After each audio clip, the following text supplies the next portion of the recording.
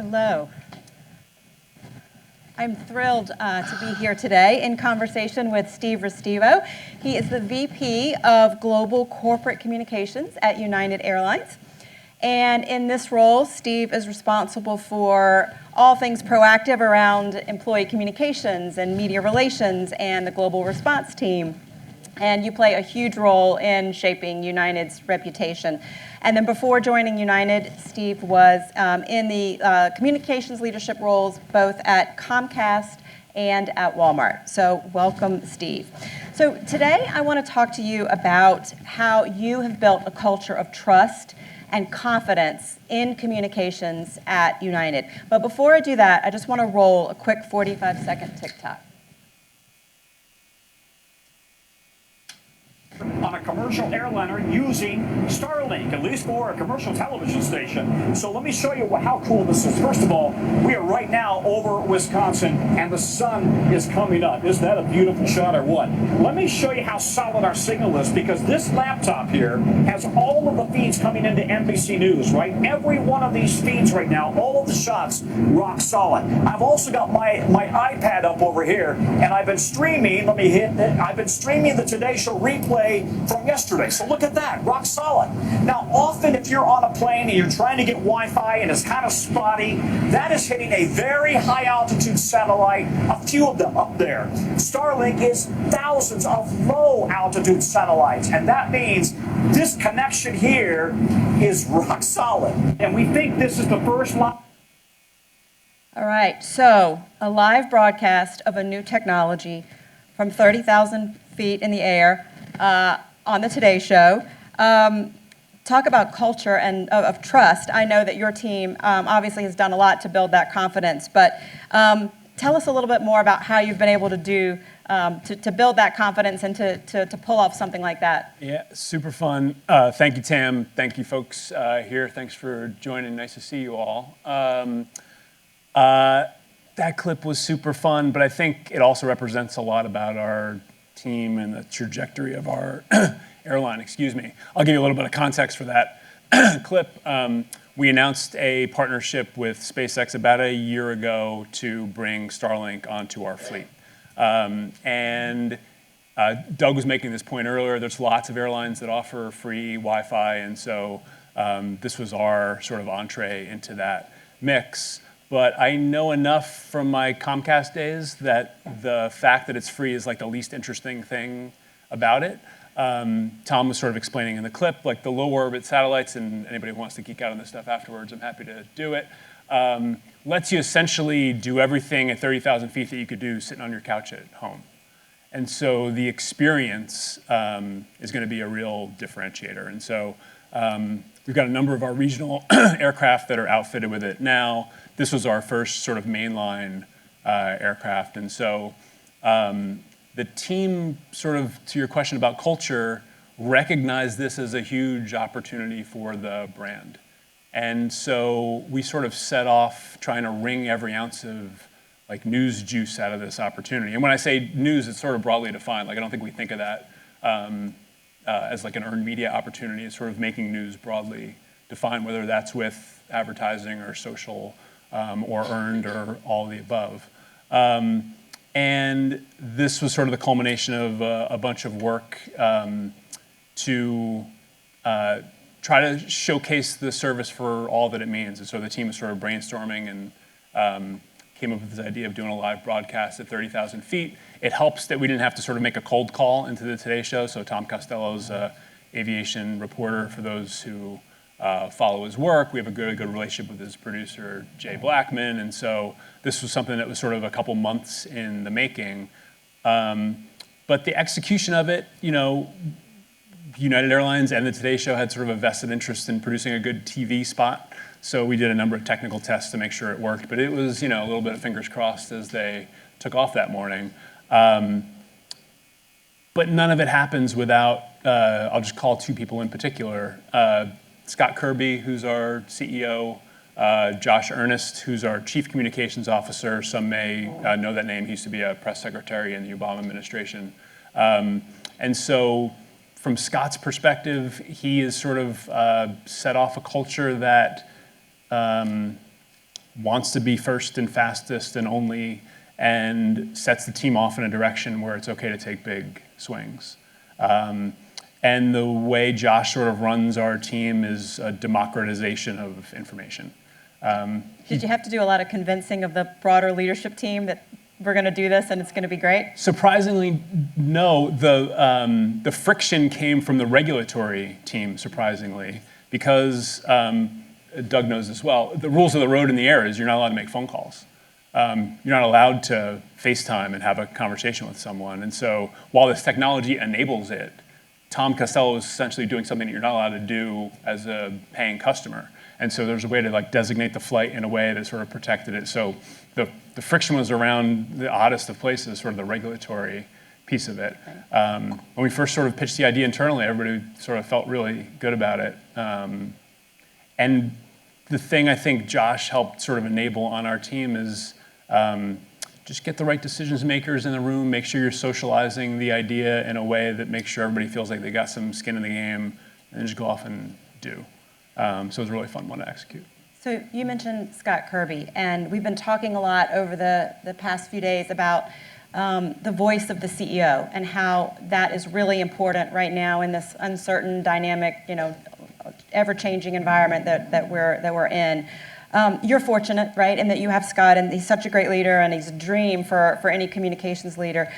Tell me about the strategy in terms of using Scott and what that's like. I mean, he is a CEO that's been out there, while a lot of others have kind of, stayed quiet. Tell me a little bit about how you work with Scott in being out there and being such a great ambassador for United. Yeah, I'm glad he's not in the room because this might sound a little ass-kissy, but he is a communicator's sort of dream. I know we got a lot of communicators in the audience here who have worked with a lot of principals. He's everything you would sort of ask for in that he's super steeped in the details of the business, like first and foremost. Yeah. And so it's obviously helpful. He has a deep appreciation and recognition of the value of the communications function and wants to be an active participant in it. Not in a micromanaging way, but in a, I trust your judgment to use me in the right places and sort of wind me up and point me in the right direction sort of way. And there's a nimbleness and shorthand we've developed with him that makes the execution of some of these things really easy. I think we've all worked with principals in the past where they may be really good at as being sort of a chief spokesperson for the business, but there's a lot of prep to sort of get ready to do a thing. Yes. And so sometimes that can, as communicators, that can take the wind out of your sails a little bit. You see an opportunity, it's a couple weeks out, you're going to have to drop everything else you're doing in order to sort of get ready for it.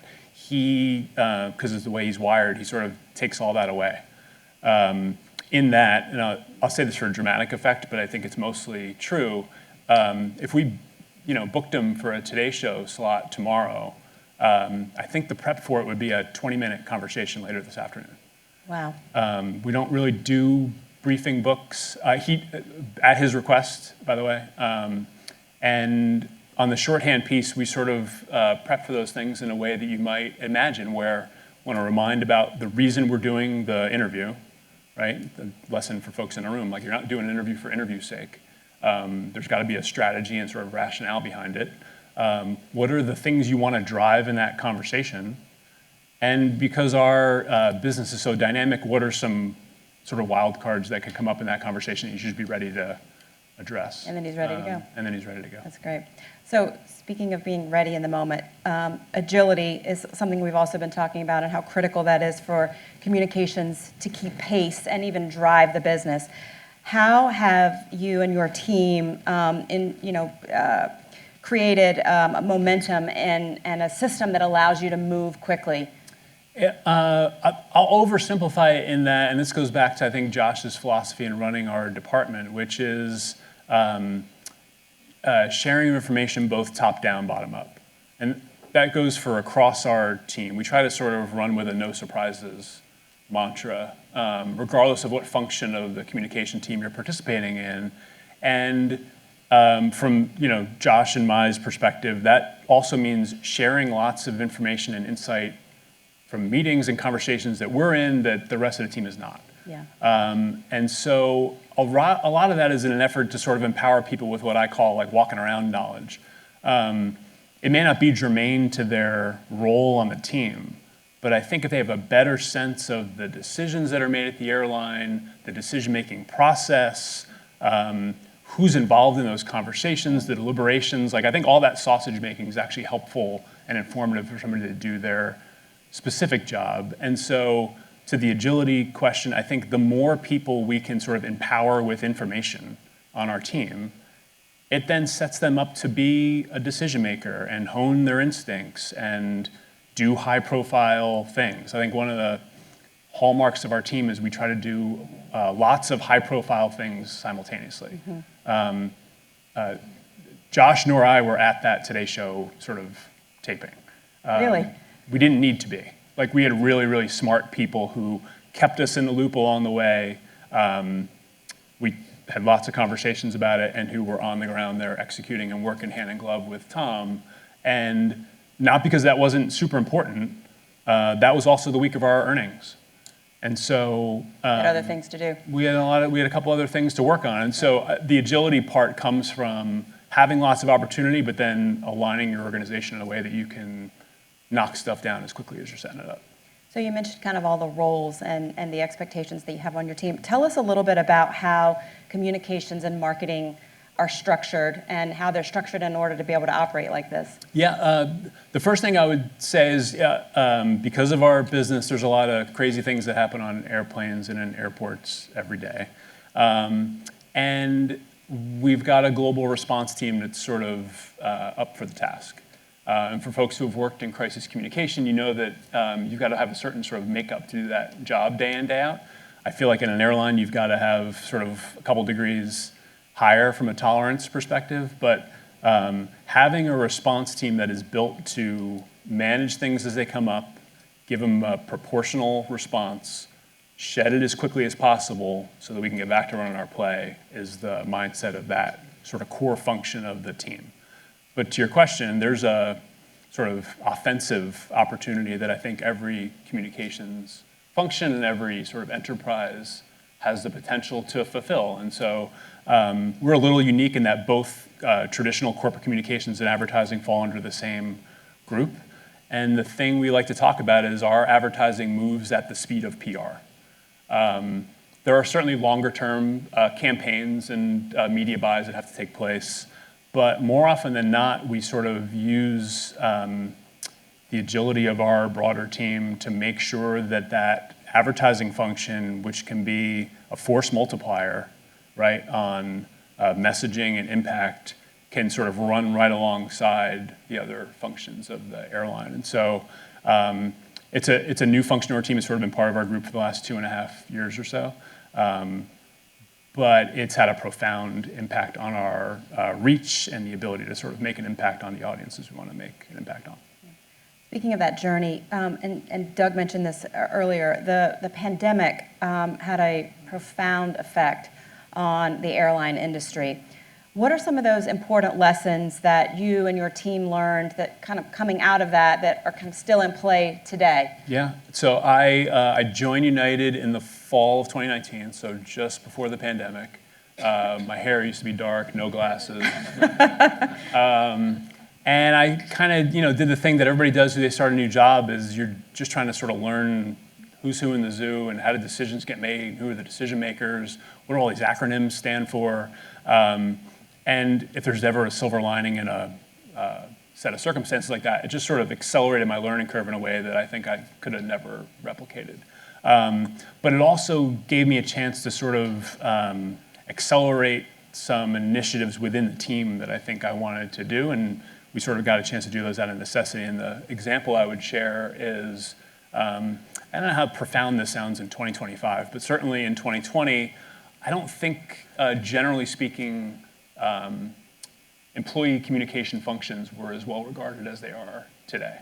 I'll just speak for myself, having worked in a couple big places. I think oftentimes the internal communications team would be treated like or show up as second-class citizens. And the pandemic sort of turned that on its head, for us at least, in that for a couple weeks early on, there was a real danger of us going out of business, right? We were losing $100 million a day. There's no rainy day fund for flying empty airlines or airplanes around the world. And like a lot of organizations, our employees' personal and professional sort of circumstances got interwoven in a way that sort of resulted in a lot of daily, hourly anxiety. And so out of necessity, we sort of just resigned ourselves to tell our employees what was happening in real time, sort of good, bad, or indifferent, and try to be as open and transparent and honest with them as we could, because our industry is oftentimes under the microscope. People were also looking to commercial aviation to sort of read the tea leaves about what the trajectory of the economy was. And so the things we were telling our employees were also super newsworthy. And those set of circumstances pushed our internal comms team to the front of the line. They were setting strategy on announcements. They were having to align the other functions of our corporate communications team to be in concert with them. We often used internal communications as newsmaking opportunities because we thought they could sort of double for both. And the thing we have retained on the back end of the pandemic is there's now not an announcement we make as an airline that does not go to our employees first. Sometimes we play the timestamp game, right? Like 7 o'clock, 7:01.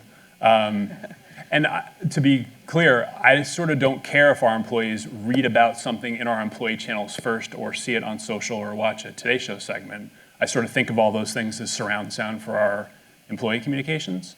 But I want to treat them like the priority audience that they are.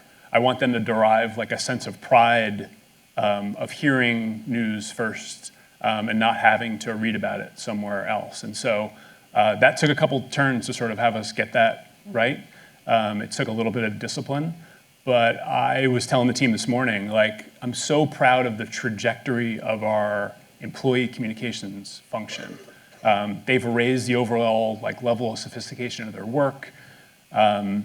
They have a really good spidey sense about what's going to make news now. They're an adopted member of the public relations team in a way that's really productive for the broader corporate communications function. Yeah, we saw that a lot too during the pandemic. Internal communications got a seat at the table, and it was at the head of the table, and it's a seat that they've retained, which is so great. And we've heard that a lot throughout this conference. So beyond employees, you have so many different constituents and audiences to think about. You have obviously all of the regulatory bodies. You have investors. You have your customer base, which has numerous segments within the flying travel. You know, the traveling flyers. How are you customizing and targeting different communications to reach them all in this kind of always-on environment? Yeah, it's really hard. So we fly about 600,000 people a day. And there are other brands that have way higher engagement rate, like on a daily basis. You know, Netflix, think about the number of people that their brand engages with every day. I feel like our brand's a little bit different in that you got multiple touch points with both product and technology and real human beings sort of along the way. So all those brand interactions, if you will, are really meaningful or in our opportunities. We're careful not to fall into the trap of creating a big process around different customer profiles, and we're sort of in that exercise right now, and I think it's going to be fruitful. But I think our time is better spent aligning on sort of global priorities at the airline and trying to drive those under the noses of as many people as possible. I'm not discounting the audience segmentation and all that work that sort of happens, don't get me wrong. But we're fortunate in that we're in a business where there's a lot of opportunities afforded to us. And so really smart person that I used to work for at Comcast, his name is, at Walmart, his name is Bill Thorne. He now works at the National Retail Federation, and he always sort of pounded something into me, which I never forget and I now preach, which is don't mistake process for progress. People spend lots of time sort of preparing meetings, decks, presentations, and they don't actually get to the thing that they're trying to do, or there's not as much value placed on the results of the thing that you're trying to do. And so I think we try to put our energy into aligning on business priorities at the airline and then trying to execute them across as many channels as we can. How do you do that, though? I mean, think about it. You're flying, 24/7, 6 continents. How do you do that on a global scale? Yeah, back to the Starlink example, it's a good one. Again, we're only a year into this. We've only got 70 or 80 aircraft that are actually outfitted with it. But we know it's not a one and done opportunity, which is to say, it doesn't make any sense for us to announce the partnership and sort of just leave it there until we get to scale of aircraft. What are the other opportunities along the way? And so we sort of put a lot of energy into the install process of the equipment, as an example. It's lighter and easier to use than traditional Wi-Fi equipment. We can turn aircraft faster. We can get to scale faster. So we knew the experience part of the storytelling journey would sort of come, but in the interim, what are things we can seize on to remind people that we've got this differentiated service? And so it's identifying those things, I think, that can set us apart or that would be interesting and compelling to our sort of audiences, and then trying to drive those things in as many places as we can. So I want to turn for a moment to a time that I think would fill every communicator and brand leader in this room with anxiety. Because I think how United responded is a case study in communications around driving business goals.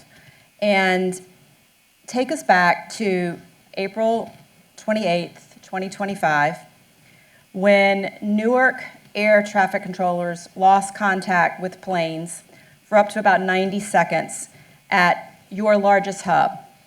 And that was a moment that obviously exposed some vulnerabilities in the U.S. air traffic control system. Tell us how you managed through that. Jersey born and raised. How many folks have flown out of Newark before in their life? Okay, good group of folks.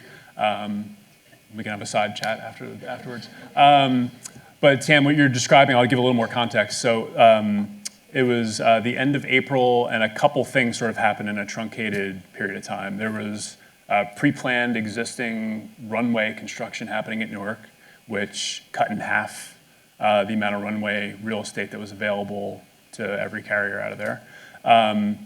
The FAA had some really high-profile air traffic control shortages during that same window of time. And then they had some really unfortunate and high-profile technology outages that exposed the antiquated systems that the whole system sort of operates under. And so all that happened in a sort of like 10-day window. We fly 60-70% of the flights out of Newark. It's one of our hubs. And so the impact to our business and brand was outsized. None of those things I described were sort of our fault, but we were at the eye of the storm. Lots of cancellations, lots of delays, lots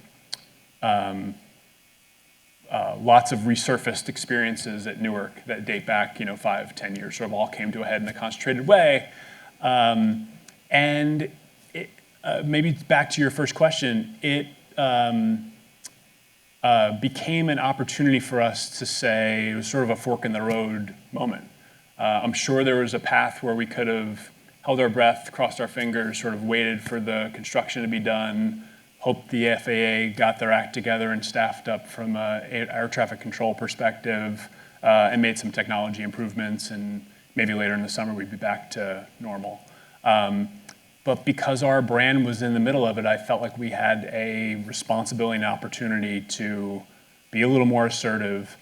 And we saw a potential fix on the horizon, one we had been advocating for some time, which is to essentially treat Newark the same way that the FAA and DOT treats JFK and LaGuardia, which is something called slot controls, which is essentially they cap the number of arrivals and departures at an airport to match the actual capacity of the airport. Like, imagine that. And so Newark's a little bit of an outlier in that regard. And it's a solution we had sort of been working with administrations on both sides of the aisle on for some time. So there was sort of an advocacy play in this too. And our fork in the road, we decided to take the more assertive path. That meant using Scott Kirby. Yeah.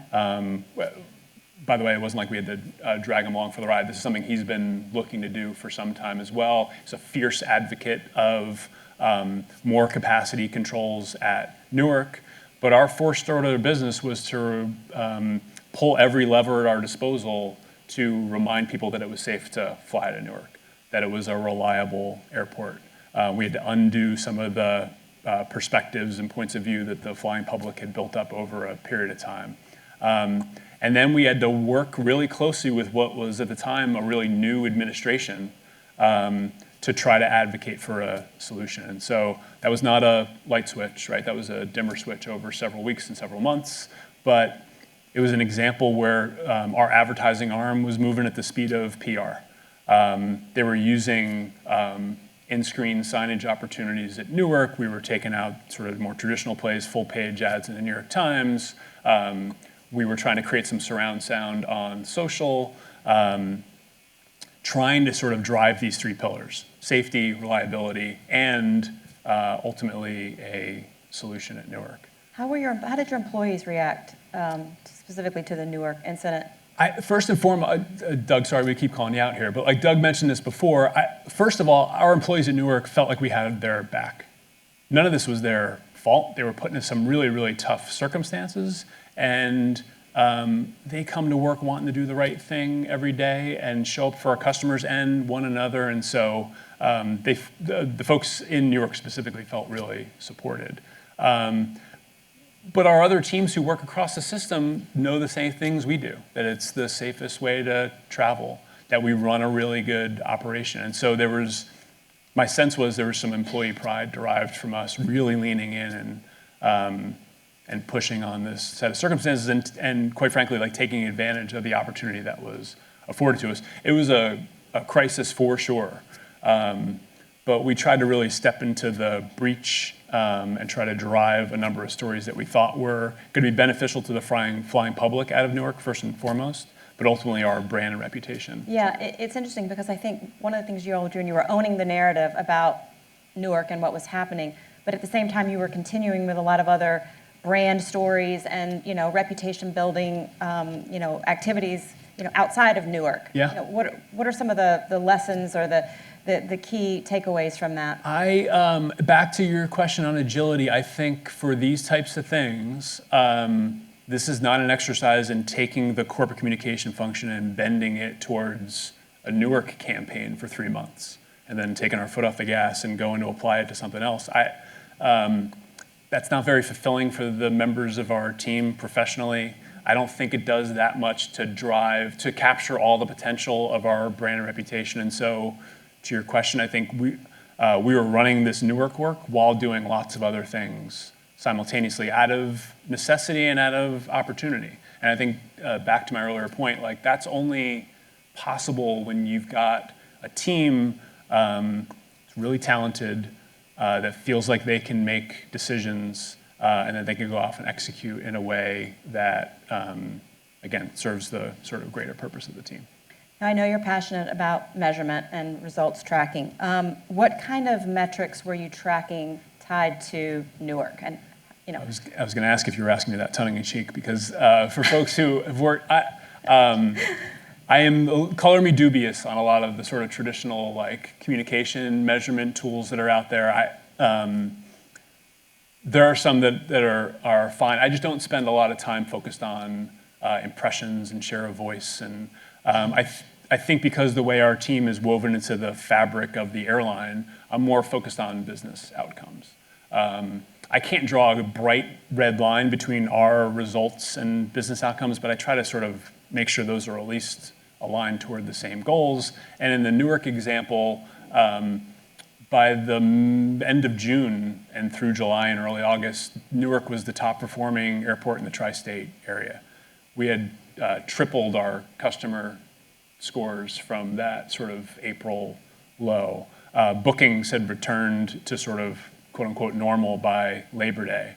And as we were sort of going through our work and felt like the communication initiatives that we were putting out into the universe were additive, we started looking at sort of just after Labor Day, and we've done a number of these events sort of across the system where we've sort of put a spotlight on either infrastructure investments we've made in Houston or network upgrades we've made in San Francisco.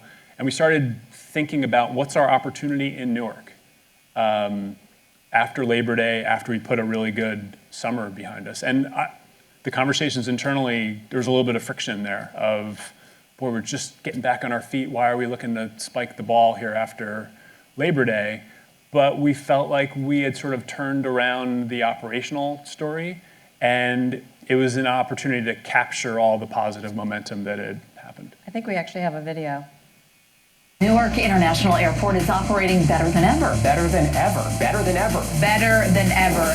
United Airlines chief executive says Newark Airport has just had its most reliable summer in history. It is great to be here at Newark, and what a difference summer makes.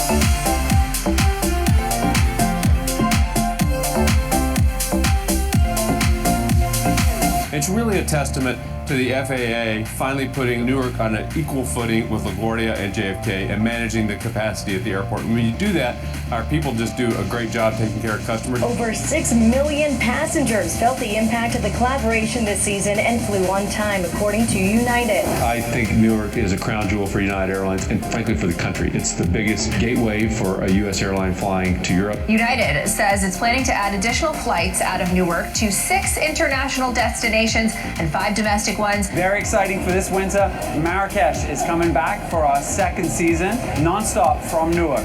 Domestically, we're adding Chattanooga, Tennessee, and Columbia, South Carolina. United Airlines hiring more than 2,500 new employees at Newark Liberty International Airport. The airline is also elevating its travel experience and used Tuesday's event to give a first-hand look, like at the Airbus A321neo. My customers can get to experience really big bin space, much better amenities on board, a bright open cabin.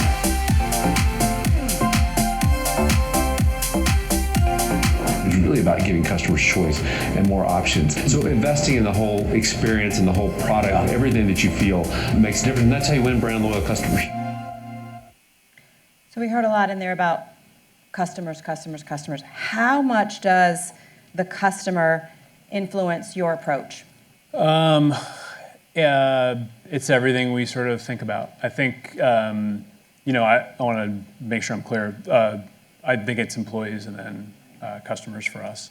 But, one of the things Scott was sort of alluding to there in those clips is we feel like we're doing a good job winning what he calls sort of brand loyal customers. So folks who have our credit card, members of our loyalty program, derive value out of flying with us. And so the more value we can sort of pack into the experience, I think the stickier those customers become. Whether you buy a basic economy seat or a business class seat with us, you're going to get a big, beautiful 4K seatback screen. Starlink isn't just for the front of the plane. So the more value I think we can pack in for the customer, regardless of what class of ticket they buy, is in our best interest. And I think there's always going to be, 30%, at least for us, of our customers that are going to be more commodity driven, like they're going to buy their tickets based on price and schedule, and that's okay. But I think the way we think about it is every day is a day for an opportunity to sort of transition a commodity customer to a brand loyal customer. And so it's really competitive and it's really hard.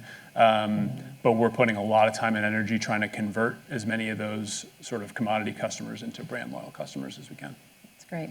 Okay, I'm going to open it up to the audience for questions in just a moment. But I want to ask you, so I think every session has mentioned AI over the past day and a half. So how are you and your team embracing AI in the work that you're doing at United?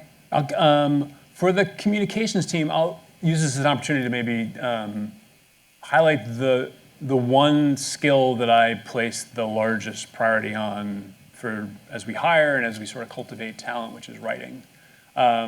And I know that there are a lot of tools that are helpful in writing, but I have not seen one that replaces a really good writer yet.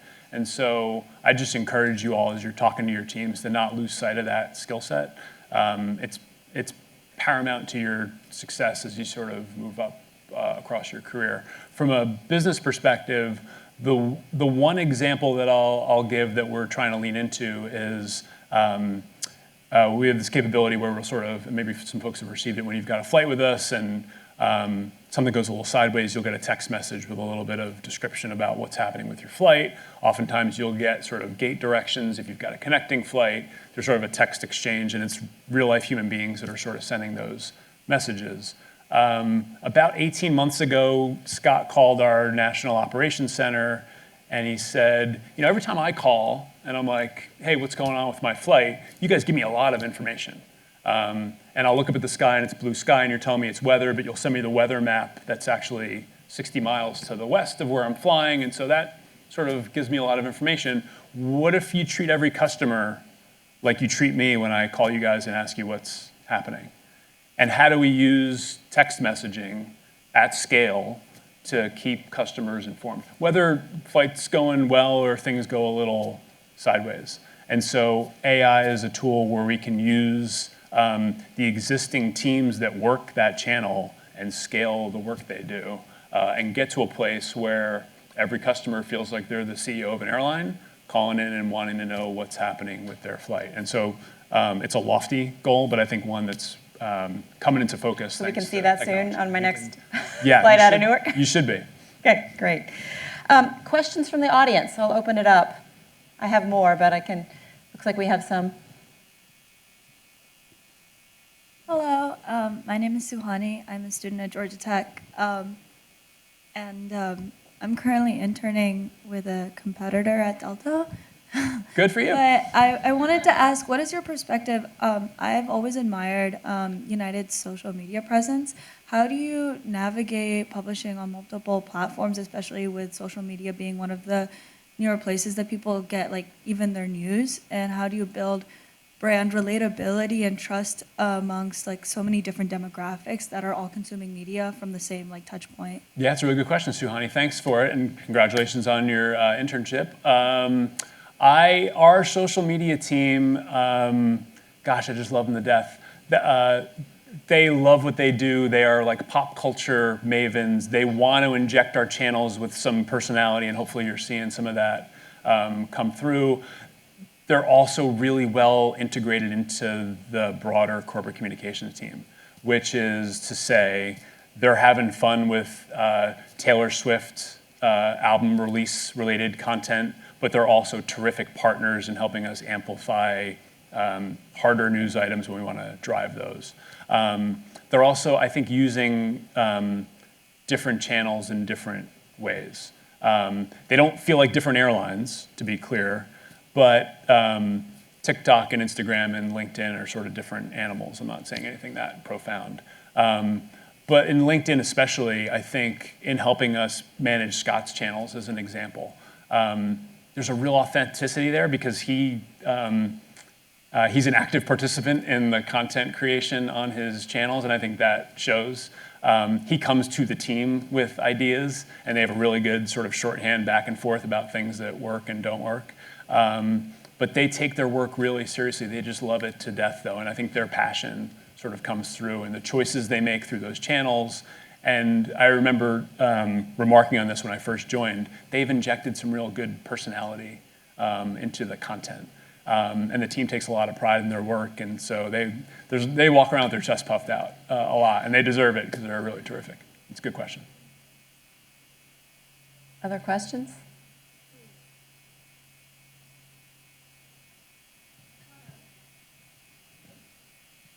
Hi, brilliant discussion, thank you. I'm Rod Cartwright, crisis guy. In the last session, we're going to be looking at the idea that in a crisis, there's risk in every opportunity and opportunity every risk. In terms of how you went from what's objectively a pretty difficult ATC issue to really finding opportunity, how naturally and automatically did that pivot from sense of threat and danger to opportunity happen? How easily did that come to you? And was there a sort of trigger moment where you went, oh, hold on? It's a really good question. Rob, you said, right? Rod. Sorry. It's a good question.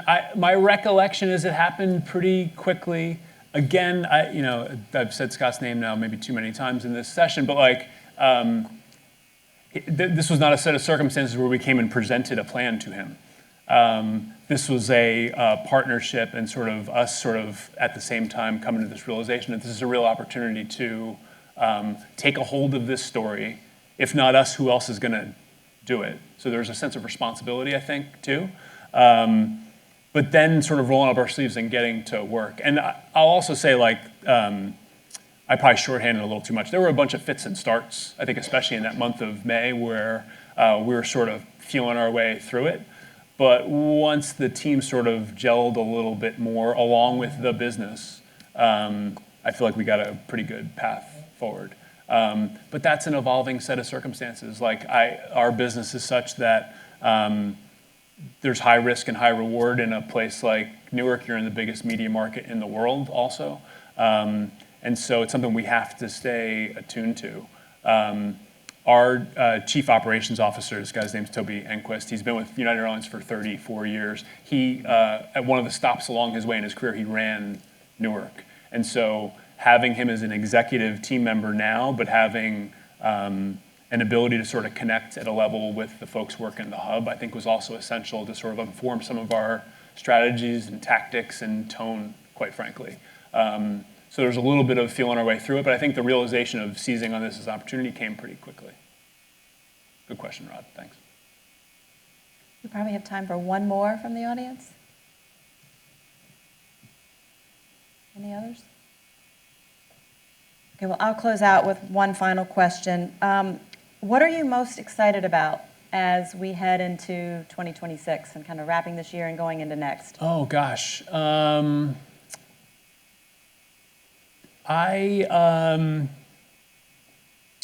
For our team, I think this continued sort of connection between what's traditionally thought of as like the paid side of the equation and the earned and social side.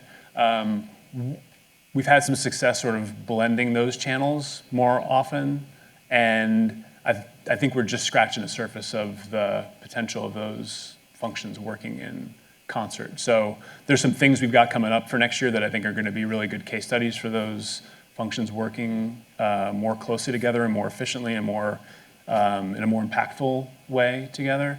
But being able to have both of those under the same team and pull those levers in concert without too much internal friction, or I think oftentimes in organizations there's a little bit of a contrast between the traditional marketing team and the traditional communications team, and so we sort of break that through the org chart.